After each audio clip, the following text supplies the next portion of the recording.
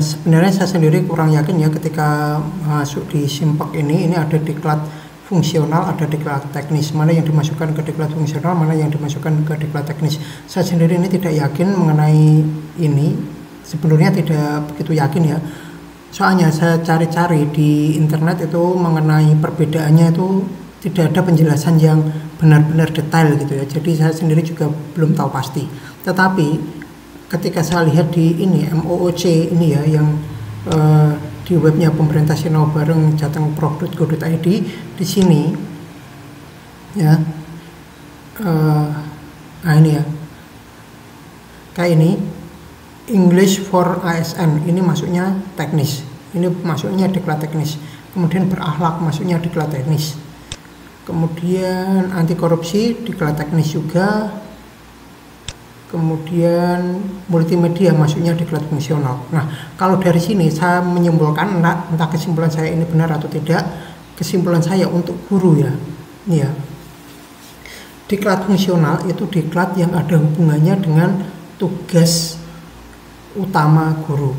Sedangkan teknis itu yang tidak ada hubungannya dengan tugas utama guru. Nah, contohnya ini multimedia. Nah, di multimedia ini ya, di multimedia ini itu kan membahas tentang cara membuat agar perangkat lebih menarik. Nah, kayak gitu ya, perangkat guru lebih menarik. Nah, di sini juga ada bagi guru. Nah, jelas-jelas ditujukan untuk guru. Dengan kata lain ini fungsional, fungsinya jabatan fungsional guru. Nah, ini jelas-jelas ditujukan hanya untuk guru. Jadi ini fungsional. Nah, sedangkan yang teknis ini umum. Ini untuk semua ASN secara umum. Nah, ini juga sama yang yang anti korupsi ini kan juga sama umum, jadi bukan tugas utama guru gitu. Kalau saya yang saya masukkan ke diklat fungsional itu adalah diklat yang benar-benar tugas utama guru. Nah, ini itu yang benar-benar tugas utama guru. Sedangkan diklat teknis itu yang ada yang tugas tambahan, ada yang umum gitu ya. Misalkan kan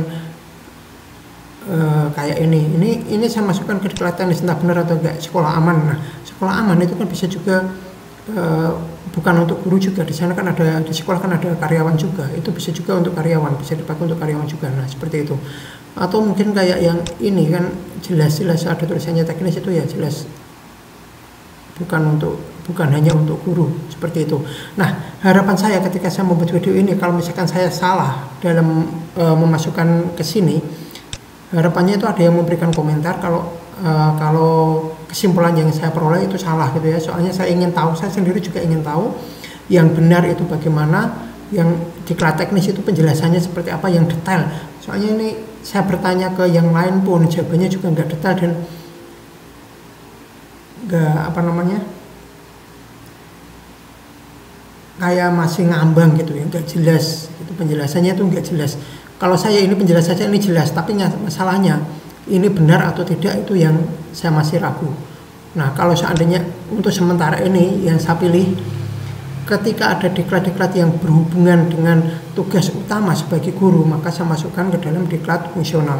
Kalau bukan tugas utama guru, saya masukkan ke dalam diklat teknis. Apalagi kalau tidak ada hubungannya dengan guru, saya masukkan ke diklat teknis. Intinya seperti itu. Kurang lebih demikian video saya kali ini.